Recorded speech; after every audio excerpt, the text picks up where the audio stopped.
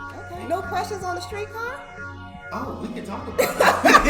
I mean, we don't. That's just one of the things when I think about transportation equity. The streetcar is a very important piece of that.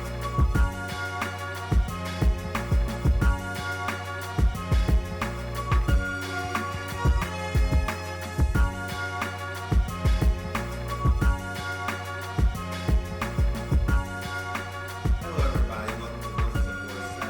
I'm Ned Myers. Hello, and we are here with Delia Houseal. How are you doing today? Doing fine. How are you all doing? Good, good. The subject today is about transportation equity. But before we get into that, we just want to know, who you are, what do you do, things of that nature, so the viewers can know who is Dr. Delia Houseal. Awesome. Well, again, thank you all. First off, thank you all so much for inviting me to talk about this very important subject. Again, my name is Dr. Delia Houseal. During the daytime, actually, I deal with health policy. Then after work, I actually serve as the advisory neighborhood commissioner for the great illustrious Marshall Heights, Yes. which is in single member district 7E06. Yes. And so, like I said, the topic is transportation equity, and it's not the hottest subject in, Are you sure about that? When we talk about politics Right.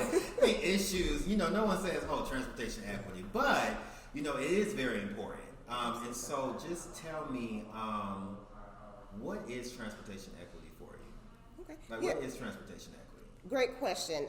So transportation equity is really the fair distribution of resources, services, policies, just a fair distribution of those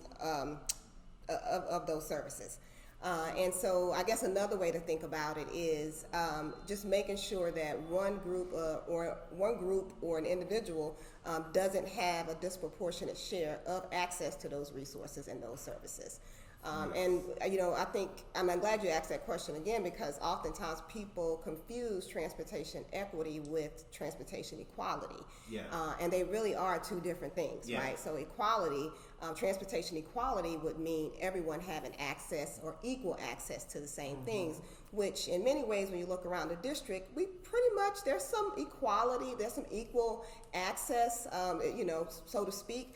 But when you talk about equity, there is definitely a disproportionate distribution of, let's say, traffic safety measures that are being implemented, from speed humps to raised crosswalks, and or there's a distribution of things that we don't like to see, such as traffic fatalities and things of that nature. And so just tell us about Ward 7 and what do you think currently is the issues when it pertains to transportation equity? So another great question. So as you all may be aware, Ward 7 has one of the lowest car ownership rates in the district. And so what that means, we have one of the highest we rely the most on public transportation. And so when you think about what transportation equity means for Ward 7 residents, it's really being able to have access, or like I mentioned earlier, equitable access to safe, reliable, and efficient transportation. And again, it's particularly important because, as I just mentioned, many Ward 7 residents don't have cars. So the only way that they can access critical resources, such as healthcare or even schools, is by using public transportation. One thing that you mentioned, and sometimes we don't consider this, you talk about transportation, we talk about safety. I think one of the most dangerous spots in the city is Minnesota Avenue and Benning Road. When you talk about, fatalities dealing with transportation or access, can you talk a little bit more just about safety, around safety at intersections in the city also? And then we're going to come back to transportation as well. Okay. Again, I'm going to go back to what I said earlier around when we talk about what equity is.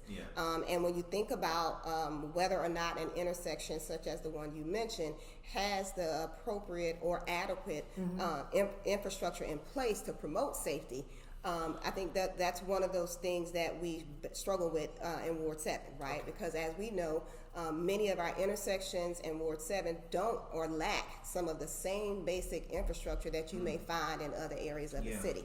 So we don't have those beautiful raised crosswalks, and we don't have some of the things that you might see in other parts of the city. And when those things are absent, unfortunately, it results in some of the things that you mentioned around increased fatalities and traffic accidents. Okay, great. Because a lot of times we don't think about the modes of transportation. The making sure that we have a walkable environment, and the walkable environment is safe. So I'm glad you touched on that. Keep talking. I'm learning a lot more about transportation. I hope so. Yeah, I just feel like a lot of folks are just take things for granted like that. Like I didn't even think about like how it could be dangerous if you don't have a proper intersection, right? And just have all the amenities around it and stuff like that. Absolutely. So like, when you talk to constituents, like what is their what are their questions or their needs when it comes to transportation equities?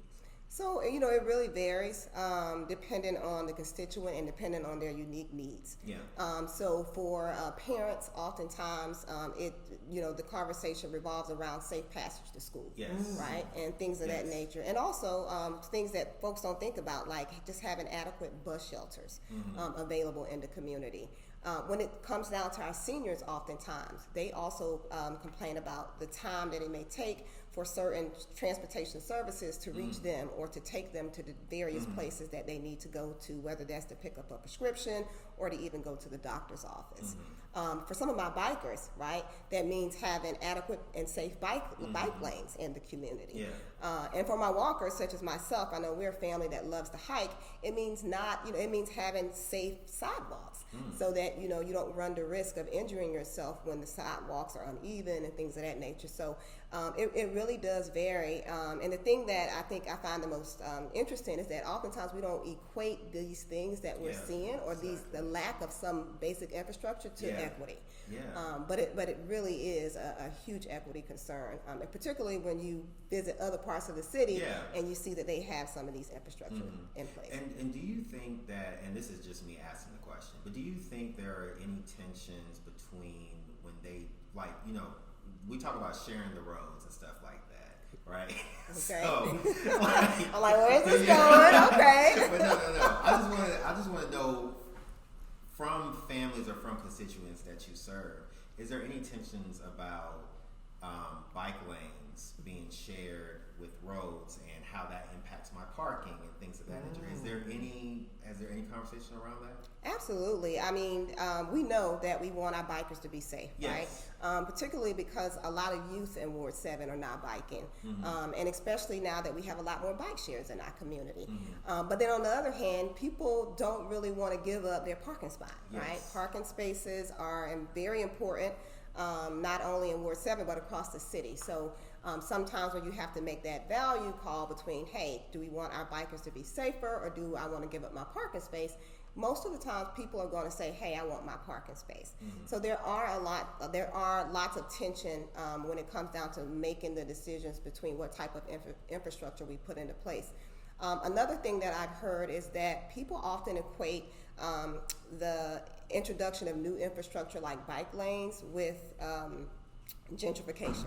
Right? It's one of those natural things that you hear all the time. The bike lanes are coming, we know what's next. And I also like to debunk that theory as well, right? Bringing in fresh new infrastructure to keep our community safe doesn't cause gentrification. Right? What causes gentrification is the lack of affordable housing. So I think that we really need to start shifting the conversation and talking more about what we can do to increase access to affordable housing versus leaving our bikers, our hikers vulnerable to some of this unsafe infrastructure that we have. That leads to a great question. I don't know, when I look around Ward 7, how many bike lanes do I see? If I'm standing, so I'm standing in the middle of East Capitol Street and Penny Road. I'm looking toward Maryland and I'm looking towards the Capitol. And when do I start to see bike lanes? You don't have to answer that question, but that's just something to ponder. I mean, it's definitely, but you also see it in some like they're propping up too as well. I mean, even I want to say Ridge Road. I want to say Yes, that's a in biking the Fort trail. DuPont area. That because when I moved, like maybe 2 or 3 years ago, there was no bike lanes. And now it's But that's a really popular just- biking trail, Yeah, so it makes yeah, sense. yeah, yeah. I was just thinking you brought something up that we've never noticed before. I mean, that's an inequity in and of itself, right? Yeah. Just the unequal access or unfair access to bike lanes, right? We know that I don't want to go on record for saying this, but I would venture to say that you probably won't see bike lanes until you cross the river, at least on that East Capitol stretch, right? And so again, I'm going to keep taking it back to equity, but clearly that's an unfair distribution of resources. Right. Yeah. And so, what are you aware of any policies or any initiatives that are addressing transportation equity at all? So and not that's that you have to, if you're for or against or anything, but just just for the audience to know if there's anything that's going on in the political arena that's addressing these issues. So, I mean, unfortunately, I think I'm going to go back to something that you said. It isn't one of those popular, transportation equity isn't one of those popular topics. Yeah. And so, unfortunately, there have been very few policies put forward to address the transportation equity. Now, there have been several initiatives, such as, like I mentioned earlier, one policy, let me go back. There is one policy that is currently being proposed around the Safe Passage Act. So I would definitely say that policy is designed to really increase or improve transportation equity across the city. But aside from that policy, I'm not aware of any recent policies designed to increase transportation equity. We do have some initiatives, one of which being an expansion of the circulator. That would definitely, or has. I was going to say, have they expanded on the circulator? They have, so they have their locations, That's and they are being implemented. And I think that's going to play a huge role in just increasing access to multimodal transportation options. And then you also have Vision Zero.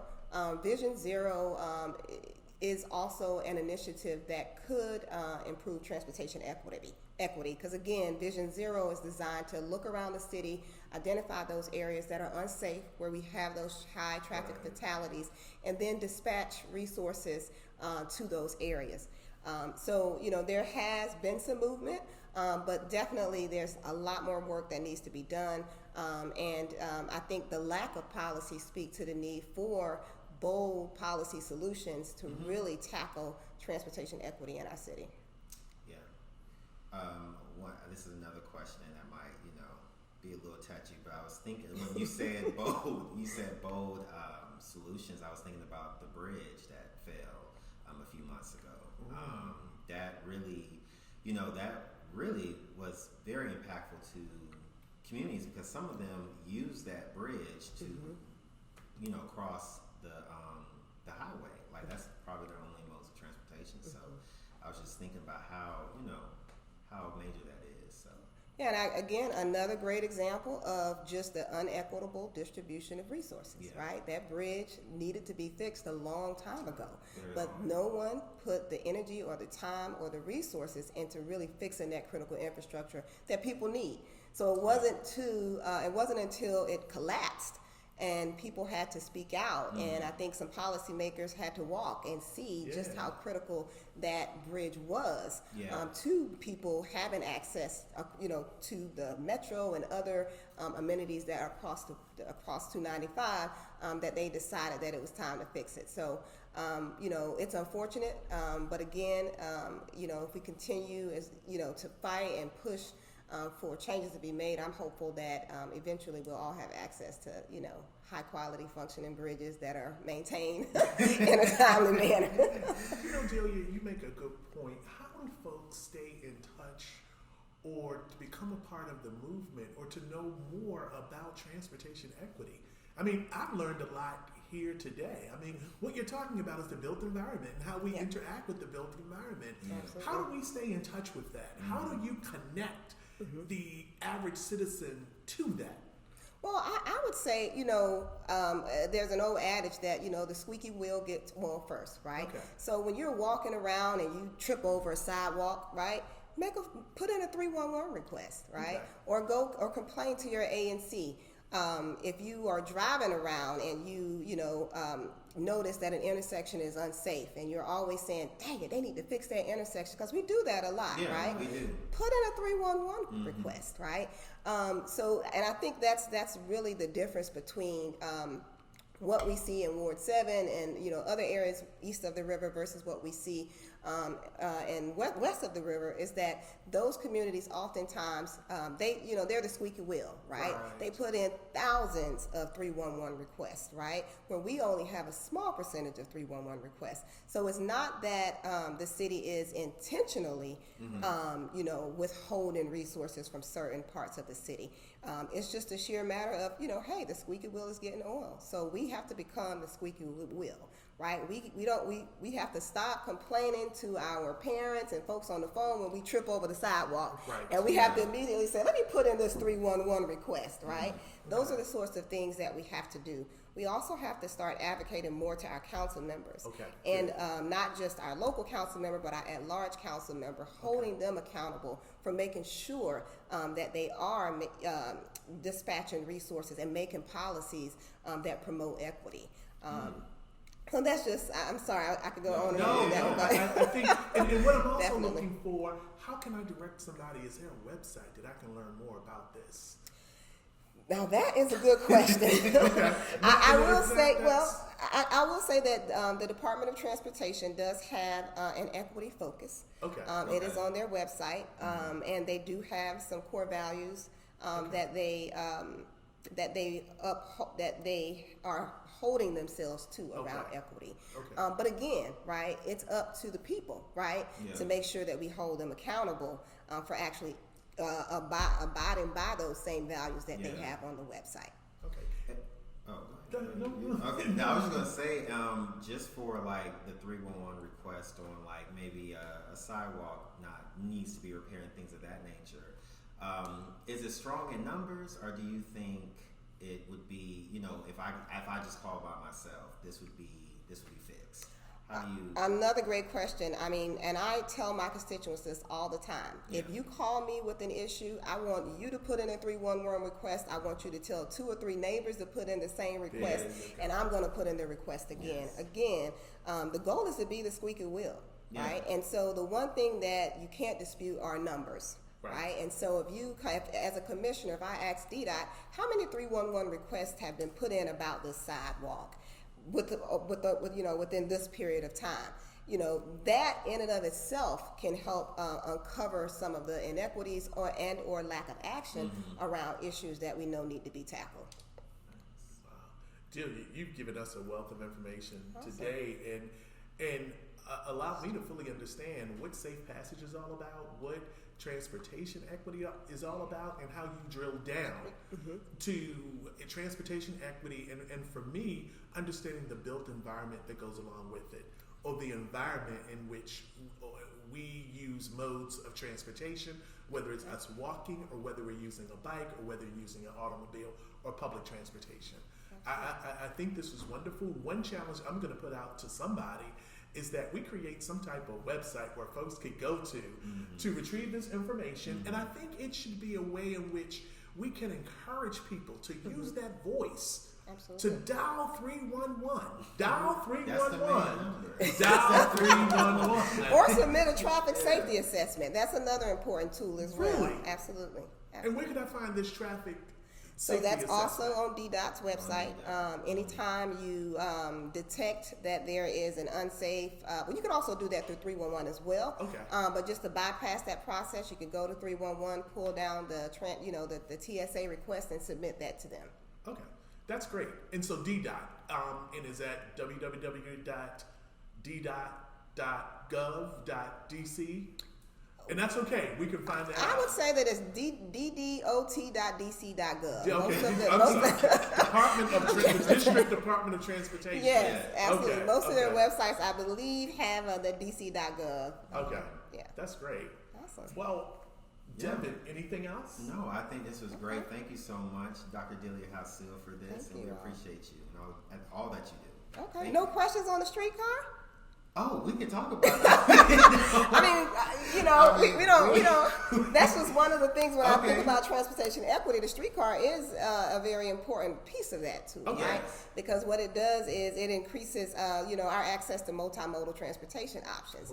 Right now, there's no. I think there was one estimate that found that to get from Marshall Heights to H Street, it's about an hour and a half, right? And so I think that's really unacceptable in a first-class city.